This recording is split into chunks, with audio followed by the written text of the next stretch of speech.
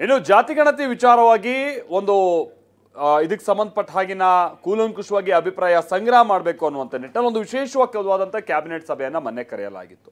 ಆ ಸಂದರ್ಭದಲ್ಲಿ ಮುಖ್ಯಮಂತ್ರಿಗಳು ಒಂದು ಸಲಹೆ ಸೂಚನೆಯನ್ನು ಕೊಟ್ಟರು. ಅದೇನು ಅಂತ ಅಂದರೆ ಯಾರ್ಯಾರ್ದು ಏನೇನು ಆಕ್ಷೇಪಣೆಗಳಿದೆಯೋ ಅದನ್ನು ಒಂದು ಲಿಖಿತ ರೂಪದಲ್ಲಿ ಅದನ್ನು ನಮಗೆ ಸಲ್ಲಿಕೆ ಮಾಡಿ ಅನ್ನುವಂಥದ್ದು. ಸೊ ಮುಖ್ಯಮಂತ್ರಿಗಳ ಈ ರೀತಿಯಾದಂಥ ಸಲಹೆ ಅಥವಾ ಸೂಚನೆಯ ಹಿಂದೆ ಇರುವಂಥ ದೂರದೃಷ್ಟಿತ್ವ ಏನು ಅಂತ ಅವತ್ತು ಕೂಡ ಚರ್ಚೆ ಆಗುತ್ತೆ. ಈಗ ಅದು ಮತ್ತಷ್ಟು ಕ್ಲಿಯರ್ ಆಗ್ತಾ ಇದೆ. ಅದೇನು ಅಂತ ಅಂದರೆ ಯಾರ್ಯಾರು ಇದಕ್ಕೆ ಸಂಬಂಧಪಟ್ಟಾಗಿನ ಆಕ್ಷೇಪಣೆಗಳನ್ನು ಹೊಂದಿದ್ದಾರೋ ಅವರು ಲಿಖಿತವಾದಂಥ ಒಂದು ಆಕ್ಷೇಪಣೆಗಳನ್ನು ಸಲ್ಲಿಸಿದ ನಂತರದಲ್ಲಿ ಅದನ್ನು ಸೀದಾ ಹೈಕಮಾಂಡ್ ಕಳಿಸ್ಕೊಡೋದು.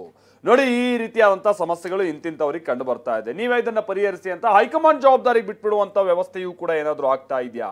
ಆ ರೀತಿಯಾದಂಥ ಚರ್ಚೆ ಸದ್ಯ ಕಾಂಗ್ರೆಸ್ನಲ್ಲೇ ಸದ್ಯ ಆಗ್ತಾ ಇದೆ. ಹಾಗಾದ್ರೆ ಜಾತಿಗಣತಿಗೆ ಸಂಬಂಧಪಟ್ಟ ಹಾಗೆ ಮುಖ್ಯಮಂತ್ರಿಗಳ ಮುಂದೆ ಇರುವಂತಹ ಆಯ್ಕೆಗಳು ಏನೇನು, ಅದನ್ನು ಹೇಗೆ ಅವ್ರು ಬಳಸುವಂತ ನಿಟ್ಟಿನಲ್ಲಿ, ಜೊತೆಗೆ ಹೈಕಮಾಂಡ್ಗೆ ಇದನ್ನ ಯಾವ ರೀತಿಯಾಗಿ ವಿಚಾರವನ್ನು ತಲುಪಿಸುವಂತ ನಿಟ್ಟಿನಲ್ಲಿ ಸಿದ್ಧತೆಯಲ್ಲಿದ್ದಾರೆ. ಬನ್ನಿ ರಿಪೋರ್ಟ್ ಅನ್ನು ನೋಡ್ಕೊಂಬೋಣ.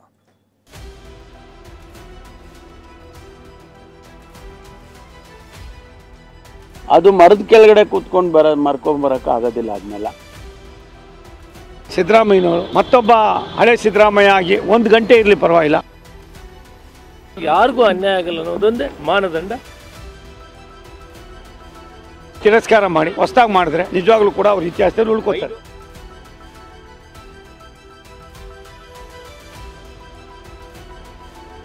ಜಾತಿಗಣತಿ ವರದಿ ಜ್ವಾಲೆ ಧಗಧಗಿಸ್ತಾ ಇದೆ. ಸ್ವಪಕ್ಷದಲ್ಲೇ ಜ್ವಾಲಾಮುಖಿಯಂತೆ ಸ್ಫೋಟಗೊಂಡಿದೆ. ಕಾಂಗ್ರೆಸ್ ಪಕ್ಷದ ಸುತ್ತಲೇ ಸುತ್ತುತ್ತಾ ಇದೆ. ಜಾತಿ ಜೇನುಗೂಡಿಗೆ ಕೈ ಹಾಕಿರುವ ಸಿದ್ದರಾಮಯ್ಯಗೆ ದೊಡ್ಡ ಸವಾಲೇ ಆಗಿದೆ. ಜಾತಿಗಣತಿ ವರದಿ ಅನುಷ್ಠಾನ ವಿಚಾರದಲ್ಲಿ ಎಚ್ಚರಿಕೆ ಹೆಜ್ಜೆ ಇಡಬೇಕಾದ ಅನಿವಾರ್ಯತೆ ಸೃಷ್ಟಿಯಾಗಿದೆ. ಮೊನ್ನೆ ನಡೆದ ಕ್ಯಾಬಿನೆಟ್ನಲ್ಲೂ ಯಾವುದೇ ನಿರ್ಧಾರ ಆಗಿಲ್ಲ. ಇದೀಗ ಮೇ 2ರಂದು ನಡೆಯುವ ಕ್ಯಾಬಿನೆಟ್ ಸಭೆ ಮೇಲೆ ಎಲ್ಲರ ಚಿತ್ತ ನೆಟ್ಟಿದೆ. ಇದಕ್ಕೆ ಹೈಕಮಾಂಡ್ ಬದ್ಧವಾಗಿದೆ, ನಮ್ಮ ಪಾರ್ಟಿನೂ ಬದ್ಧವಾಗಿದೆ. ಪಕ್ಷದ ವರಿಷ್ಠರಿಂದ ಅವ್ರಿಗೆಲ್ಲ ಒಂದ್ ಕಡೆ ಏನೋ ಆಗ್ತಾ ಇದೆ. ಹೈಕಮಾಂಡ್ ಅಂಗಳ ತಲುಪುತ್ತಾ ಜಾತಿಗಣತಿ ಜಟಾಪಟಿ. ಸಚಿವರ ಲಿಖಿತ ಅಭಿಪ್ರಾಯ ಹೈಕಮಾಂಡ್ಗೆ ರವಾನೆ ಪ್ಲಾನ್. ಜಾತಿಗಣತಿ ಜಾರಿ ವಿಚಾರದಲ್ಲಿ ಹೈಕಮಾಂಡ್ ಒತ್ತಡವೂ ಇದೆ ಅನ್ನೋ ಮಾತುಗಳು ಕೇಳಿ ಬರ್ತಾ ಇದೆ. ಯಾಕಂದ್ರೆ ಮೊನ್ನೆಯಷ್ಟೇ ನಡೆದ ಜಾತಿಗಣತಿ ವಿಶೇಷ ಕ್ಯಾಬಿನೆಟ್ನಲ್ಲಿ ಸಚಿವರ ಮಧ್ಯೆನೇ ಮಾತಿನ ಚಕಮಕಿ ನಡೆದಿತ್ತು.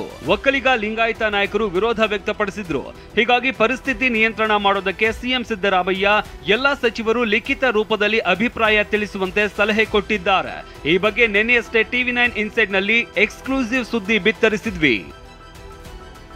ರಾಜ್ಯ ರಾಜಕೀಯದಲ್ಲಿ ಜಾತಿಗಣತಿ ವರದಿಯ ದೊಡ್ಡ ಸುಂಟ್ರುಗಾಳಿನೇ ಎಬ್ಬಿದೆ.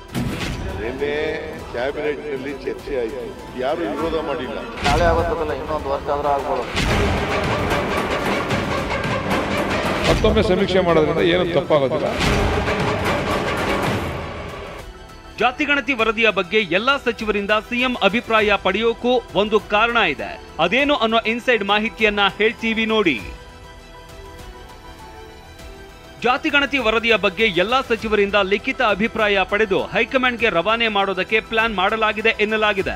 ಈಗಾಗಲೇ ಲಿಖಿತ ರೂಪದಲ್ಲಿ ಅಭಿಪ್ರಾಯ ಕೊಡೋದಕ್ಕೆ ಸಚಿವರಿಗೆ ಸಿಎಂ ಸಿದ್ದರಾಮಯ್ಯ ಸೂಚನೆ ಕೊಟ್ಟಿದ್ದಾರೆ. ಎಲ್ಲರ ಅಭಿಪ್ರಾಯವನ್ನ ಸಂಗ್ರಹ ಮಾಡಿ ರಾಹುಲ್ ಗಾಂಧಿಗೆ ರವಾನೆ ಮಾಡುವ ಸಾಧ್ಯತೆ ಇದೆ. ಈ ಮೂಲಕ ಸಮುದಾಯಗಳ ಸಮಸ್ಯೆಗಳ ಬಗ್ಗೆ ಮಾಹಿತಿ ನೀಡುವ ಪ್ಲಾನ್ ಇದೆ. ಇದರಲ್ಲಿ ಹೈಕಮಾಂಡ್ ನಾಯಕರಿಗೆ ವಿವಿಧ ಸಮುದಾಯಗಳ ಅಭಿಪ್ರಾಯ ತಿಳಿಸುವ ಉದ್ದೇಶ ಇದೆ ಎನ್ನಲಾಗ್ತಾ ಇದೆ.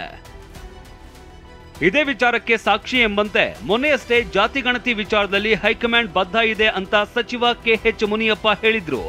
ಹಿಂದುಳಿದವರಾಗಲಿ ಅಲ್ಪಸಂಖ್ಯಾತರಾಗಲಿ ಯಾರಿಗೂ ಅನ್ಯಾಯ ಆಗಲ್ಲ ಅನ್ನೋದೊಂದೇ ಮಾನದಂಡ. ಇದಕ್ಕೆ ಹೈಕಮಾಂಡ್ ಬದ್ಧವಾಗಿದೆ, ನಮ್ಮ ಪಾರ್ಟಿನೂ ಬದ್ಧವಾಗಿದೆ.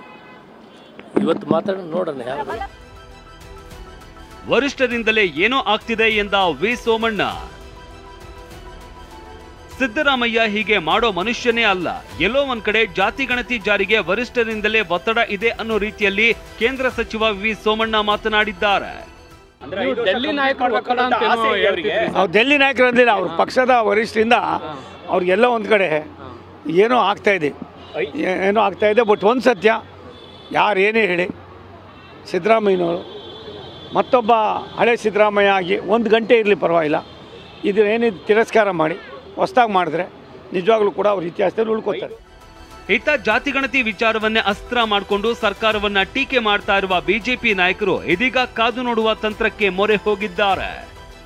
Bureau report TV9.